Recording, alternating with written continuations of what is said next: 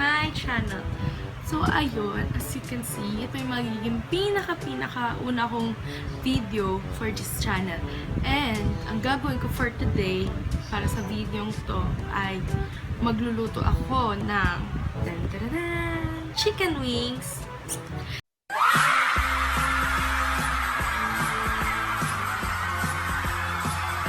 So, alam ko naman na madami sa atin. Kasama na ako doon. Siyempre, isa na ako doon.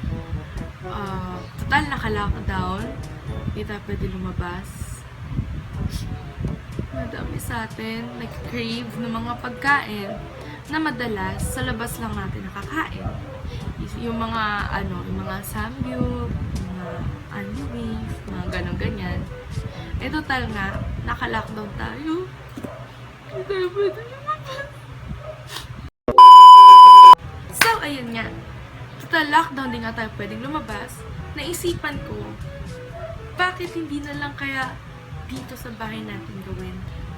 Magluluto lang tayo ng chicken wings. Napaka-simple lang. Para lang tayong magluluto ng fried chicken. Pero what I mean is, yung mga sauce or yung dips na kadalasan sa mga labas na natin na titikman, sa mga restaurant, sa mga fast food, sa mga only wings nga na yan. Yun yung hinahanap kasi natin na lasa kasi masyado ng plain yung fried chicken.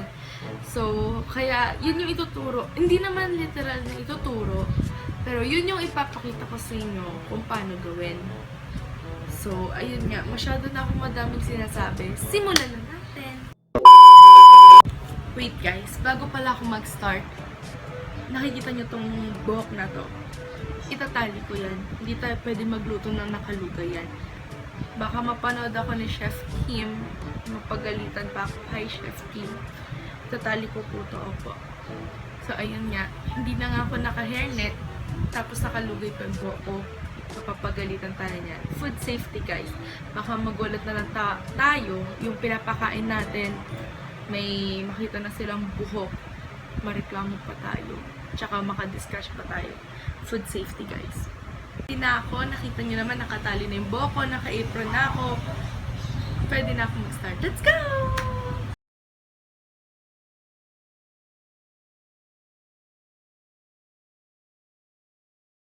So, ayun guys, as you can see, yung chicken natin ay sinison ko siya ng salt, pepper, and paprika.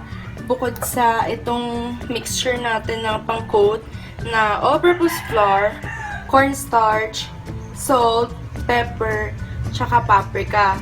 Mas gusto ko na nilalagyan ko din ng seasoning yung pinaka-chicken para maglalong mas maglasa siya. So, ayan, i-coat na natin siya. Then, after natin mag-coat, pwede na tayong mag-fry.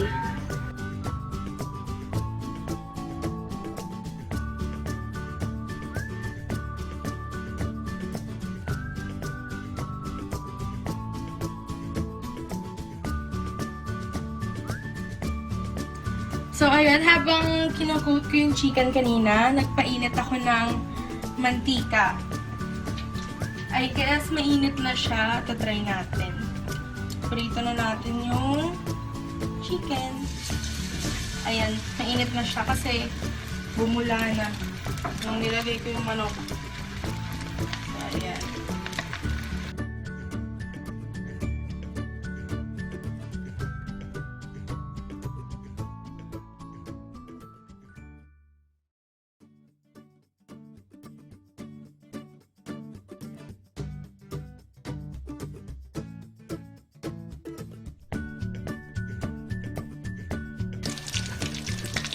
So, ayun guys, pag nakita nyo ganyan na yung kulay, golden brown na siya, pwede nyo nang hanguin yan.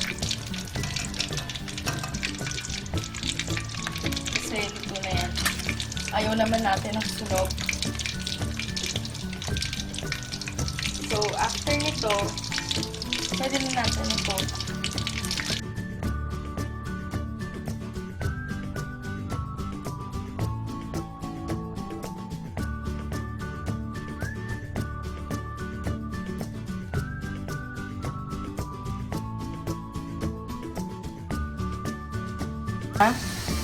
Luto na siya, golden brown na siya. Pwede na siyang i-coat, pero isa-set aside muna natin siya kasi gagawin ko muna yung mga coat, yung mga sauce. Unang flavor ng ating wings, which is garlic, buttered garlic. So, syempre, una kailangan natin ng butter. Dapat mahina lang yung apoy kasi may tendency na masunog yung butter. Hindi natin gugustuhin yun. So, yan. Melt muna natin.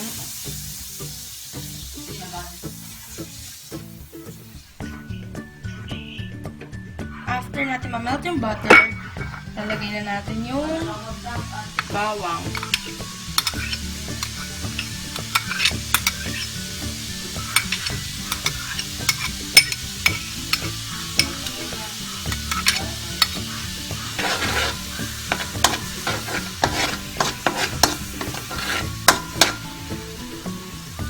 Lutuin lang natin yung bawang. Tapos I prefer malagyan siya ng salt kasi unsalted yung butter na ginamit ko para magkalasa.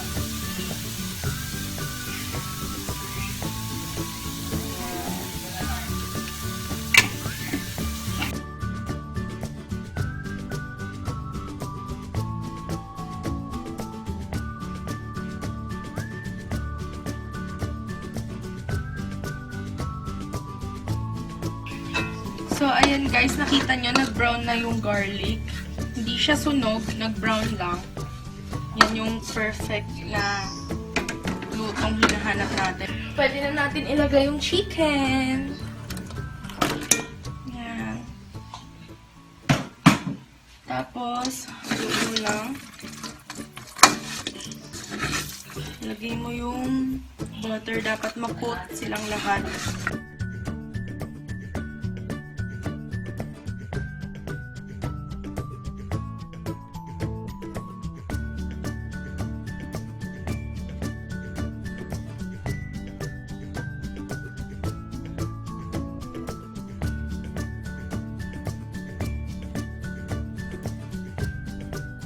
Ayun, ang next na sauce na gagawin natin ay soy garlic. Makikita nyo, itong pan na ginamit natin kanina, ito din yung gagamitin ko. Hindi ko na siya hinugasan kasi kailangan ko din yung butter niya. So, meron pa namang butter. Dadagdagan na lang natin. Konti lang. Panluto lang dun sa butter.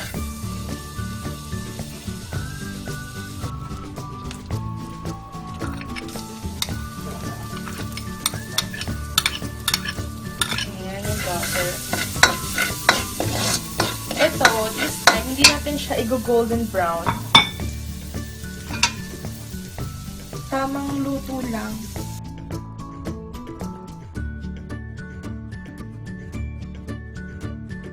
Pag luto na siya, half cook na yung garlic. Ito na. Lalagyan na natin ng ketchup. So, ang gagamitin kong ketchup ay banana ketchup. Hindi po ako sponsored. Ketchup. Konti lang naman.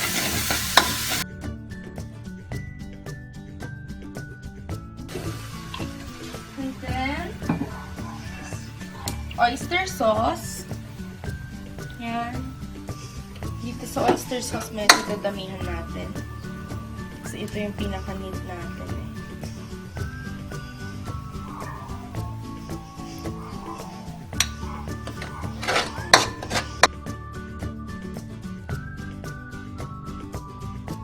Ito, syempre, ang toyo, medyo paubos na ang aking toyo, pero kaya pa yan. At hindi naman sobrang daming toyo ang kailangan natin.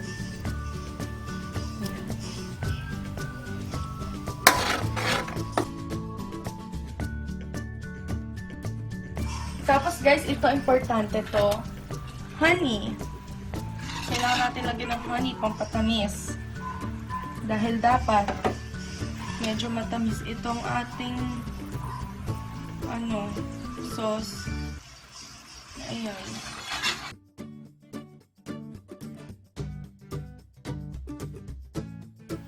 So, ayun guys. Kapag okay na siya, pwede nyo nang i-toss yung chicken. So, pero syempre titikman nyo muna. Baka kasi maalat, napaalat yung napadami lagyan nyo ng toyo. So, titikman nyo muna. If ever na napaalat yung sa gawa nyo, lagyan nyo lang ng asukal tsaka ng water.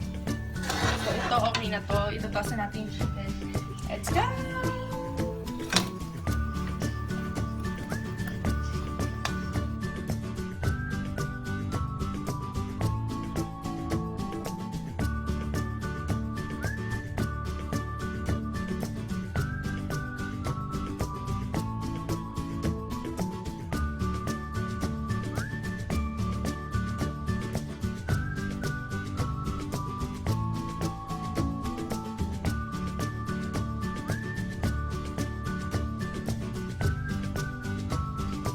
Yung sauce na natira guys, pwede niyo yung itabi para sa mga next na gagawin nyo. Pwede nyo pang magamit to.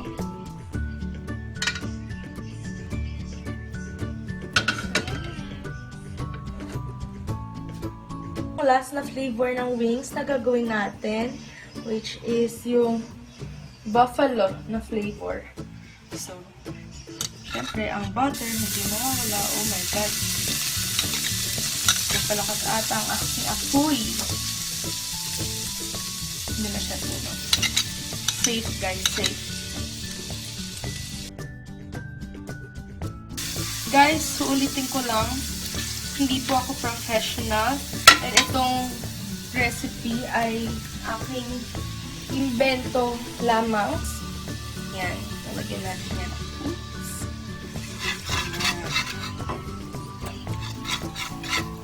Konti lang. Nahalo lang natin sa butter. Make sure na nahalo siya na i-stir. Next is yung ketchup. Ginamit kong ketchup dito ay yung tomato ketchup. Ayan, yung Heinz. At prefer na maasim. Paubos na ata yung ketchup ko.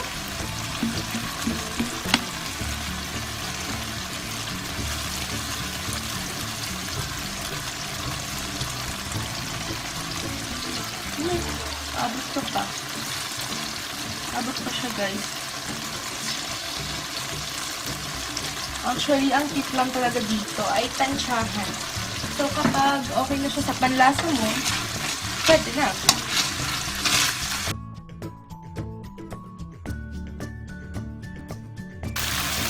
Ang tomato sauce guys. Tomato sauce.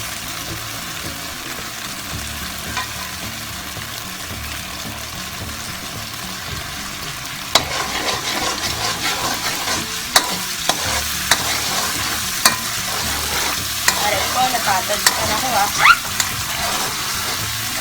Masakit. Parang sinabagat ang langgam So ayun guys. Pinakalma ko lang ng kawali at masyadong nagwawala. Natatalsikan ako Masakit siya. So ayun. Takot pa naman ako sa mantika. So lalagyan natin siya ng konting honey. Para medyo tumamis-tamis. Konti lang. At ang ating main ingredient, ang hot sauce. Dito sa hot sauce, bahala na kayo kung gaano kadaming gusto nyo. Depende sa kung gaano kaanghang nyo gusto.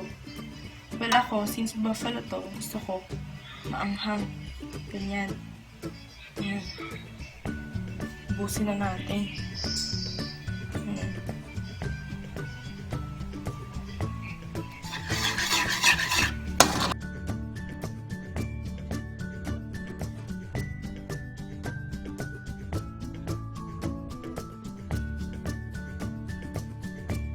So, ayan, kalmado na yung sauce natin. Hindi na siya tumatalsik. Pwede na natin ilagay yung chicken. Bak masunog ang ating sauce.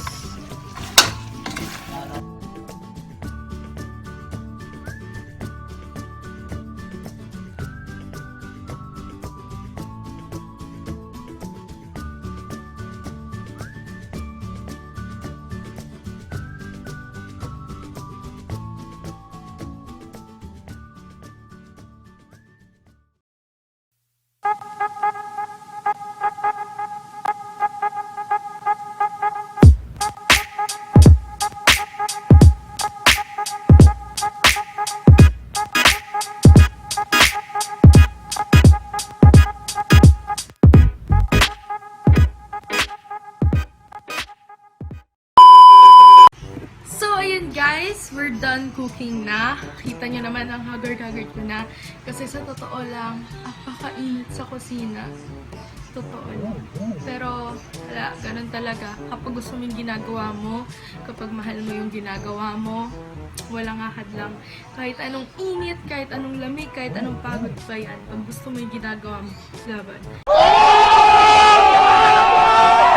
Papakita ko lang sa inyo yung nagawa ko. So, ito yung una kong niluto, yung unang flavor natin. Yung buttered garlic. Ayan. Tapos yung pangalawa ay yung soy garlic. Ayan. Para siyang Korean chicken. Tapos yung last ay itong buffalo. Oh, see that? Pulang-pula. Ang anghang niya. Solid. So, ayun. Sa next video ko, mag-upload ako ulit. Imumukbang ko tong mga niluto ko. Ayan. Pagmumukbang tayo. Kaya ko ba siya? Ay, yung inaral ko sa ano? Sa F&B. Ganito maghawak. Ayan, ganyan. Tapos dito. Ayan. Oh, galing! Damn! Wow! Sa measurement naman, hindi kasi ako gumamit ng measured na ingredients eh. Kasi promise, kapag hot kitchen ka, more on tansya-tansya siya. Hindi katulad ng sa baking na kailangan naka-measure talaga yung mga ingredients na ilalagay mo. Kasi magkamali ka lang, wala na, perfect na. Eh pag kasi sa hot kitchen, kaya pa siyang remedyohan, kaya pa siyang ayusin kapag mali. Kasi nga, more on tansya lang siya. Kung gagawin niyo man siya, comment lang kayo.